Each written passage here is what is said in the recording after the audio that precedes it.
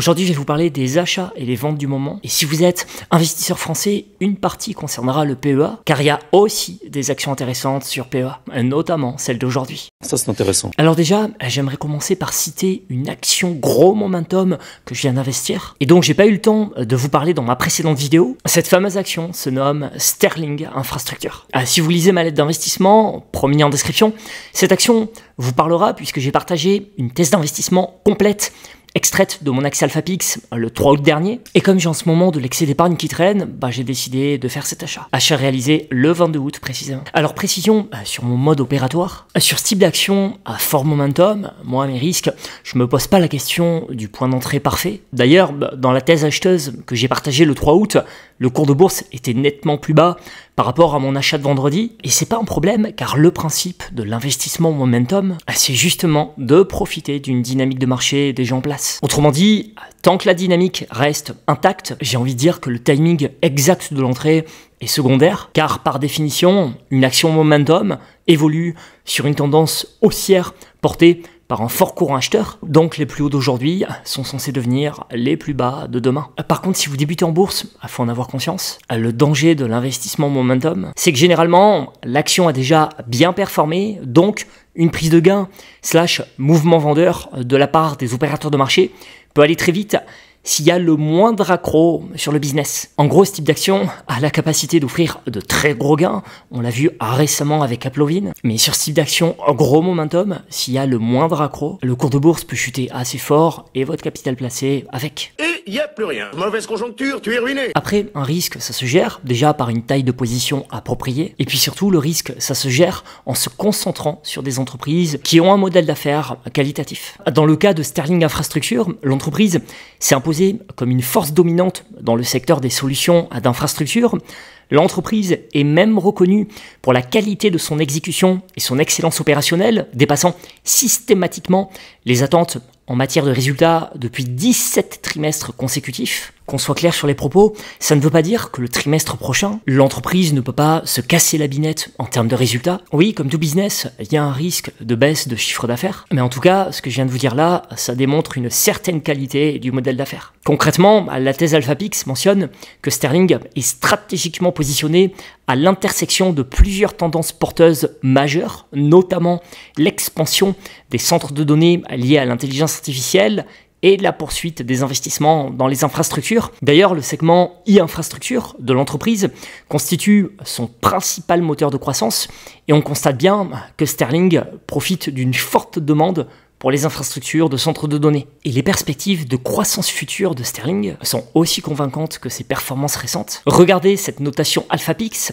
la croissance du bénéfice par action dilué à terme de l'entreprise s'élève à 24%, tandis que sa croissance annuelle composée à long terme du BPA sur 3 à 5 ans est supérieure de plus de 80% à la médiane du secteur. Et bien que le fort momentum de l'action ait conduit à une grosse appréciation du cours de bourse, selon la note d'analyse AlphaPix, Sterling continue de se négocier avec une décote de 66% selon son ratio PEG des 12 derniers mois, suggérant que le marché n'a pas encore pleinement reconnu les fondamentaux de l'entreprise. Bref, voilà pourquoi, avec mon excès d'épargne, j'ai souhaité spéculer sur cette action. Et je rappelle que j'ai également pris une position sur Comscope, pareil, action à très fort momentum. Alors sinon, dans ma précédente vidéo, en dehors de Comscope, j'ai évoqué plusieurs actions, dont une des actions PEA préférées des Français, à savoir Air Liquide. Et là, je tenais juste à ajouter que dans le même secteur, Ligne 2 est aussi un choix très pertinent. Je dirais même que l'avantage de Ligne 2, c'est que c'est un groupe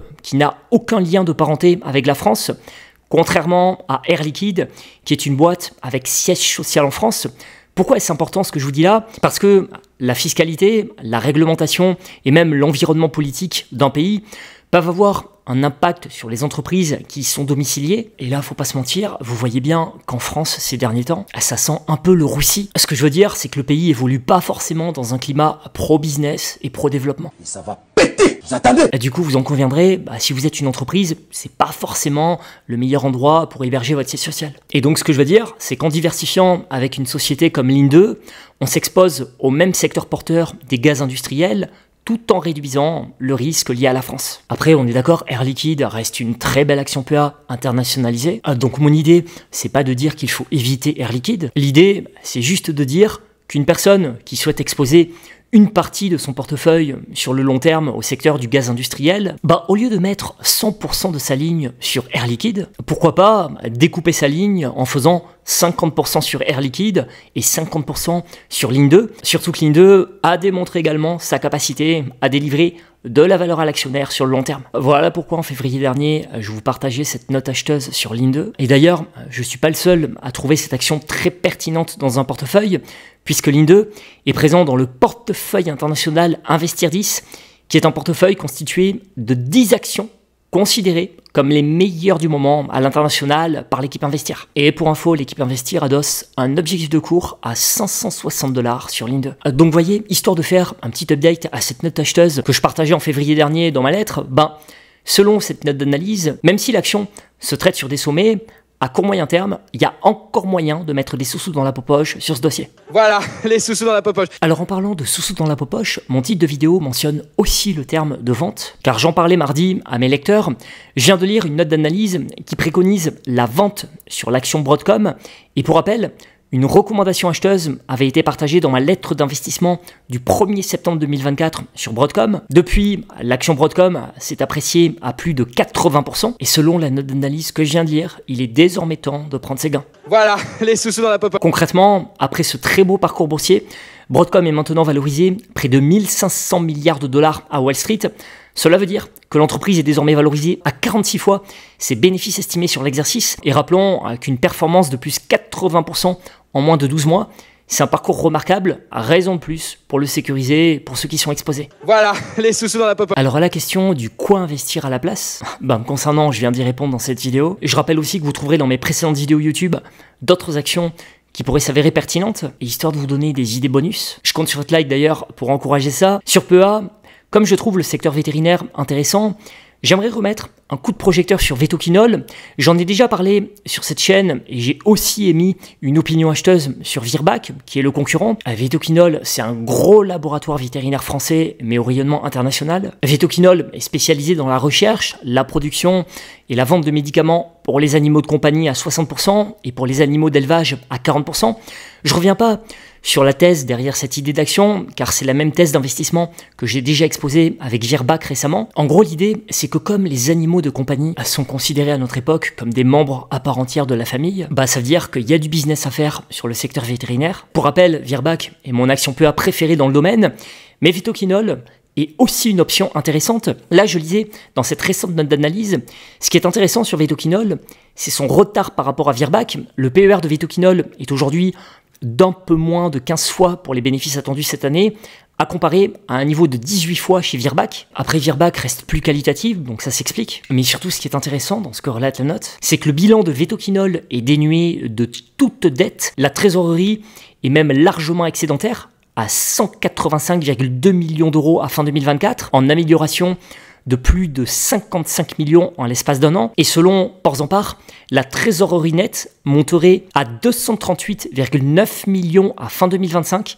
puis écoutez ça, à 294,8 millions en 2026. Donc, en faisant le petit calcul, de quoi racheter le flottant de Vetoquinol de 32,21% du capital selon les données de Cofficem, donc de 288 millions d'euros. Et si la forte décote persiste, les analystes de Stifel estimaient en février dernier que l'actionnaire majoritaire sera tenté de sortir l'entreprise de la cote. Donc ce que je veux vous dire, c'est que dans l'action PEA Vetoquinol, selon la note, il y a une dimension spéculative qui est intéressante. Ça, c'est intéressant. Et d'ailleurs, la note d'analyse est acheteuse, je cite. Nous sommes à l'achat de Vetoquinol en gardant en tête que les réactions aux publications peuvent être fortes, ça peut secouer, à la hausse comme à la baisse. À noter que le marché est structurellement porteur et un retrait de la cote offrirait bien entendu une forte prime pour l'actionnaire individuel, si l'on suit le raisonnement de Stifel, objectif fixé à 100 euros. Sinon, dans un autre secteur et dans une autre zone géographique, il y a une autre action que je trouve très intéressante, c'est TGX Company. En gros, si vous aimez l'action PEA Inditex, qui est derrière le groupe Zara, vous devriez adorer TGX Company, ticker TGX. TGX est une entreprise basée aux États-Unis qui possède plusieurs chaînes de distribution de détail, dont TJ Maxx et Marshall, deux grosses chaînes où vous trouverez des vêtements de marque à prix cassé, genre du jean Levi's à moins de 25 $. Et j'ai pu le constater, ça marche très fort comme concept. Et d'ailleurs, ce concept qui marche bien vis-à-vis du grand public, ça se reflète sur le cours de bourse. Regardez un peu la belle tendance de long terme. Ça éclate même Inditex, la maison mère de Zara, qui est pourtant dans le secteur de la mode une très belle action. Et TJX, en période de récession ou lorsque l'économie devient plus compliquée, ça pourrait être une idée de diversification intéressante. Après, comme d'hab, ce que je partage, ce sont des opinions, donc n'hésitez pas aussi à partager les vôtres. Je terminerai par dire une chose, à mes yeux, très importante. Oui, en bourse, même sur des dossiers qualitatifs, un risque de perte en capital restera toujours présent. Et nous connaîtrons des pertes. Moi, par exemple, sur le luxe, j'ai souffert sur LVMH avec moins de 34% sur cette action PA, qui était dans le secteur ma préférée, au point que je n'ai pas souhaité sécuriser mon gain lorsque le marché m'en donnait l'occasion. Donc oui, des fois, on se fait sanctionner par la bourse. Maintenant, la bourse a aussi cette capacité de créer de la grosse valeur pour l'actionnaire, ne l'oublions pas. Regardez Broadcom, dont je parlais tout à l'heure, qui sur un an a délivré plus de 80% versus LVMH à moins 25%. Voilà pourquoi, lorsqu'on construit un patrimoine financier, c'est très important la diversification, car en misant sur différentes tendances, en toute logique, on maximise nos chances de capter une belle dynamique globale. En 2024, c'était pareil dans le portefeuille AlphaPix que j'ai construit avec vous dans ma lettre. Même si le portefeuille a un excellent track record, vous voyez bien que toutes les actions ne se sont pas appréciées, mais ça n'a absolument pas empêché de capitaliser sur des idées qui ont tracté le portefeuille avec des perfs pour certaines à 3 chiffres. Et puis n'oublions pas aussi que la bourse, ça se joue sur le temps long. Merci encore pour votre suivi et vive la bourse. I'm rich.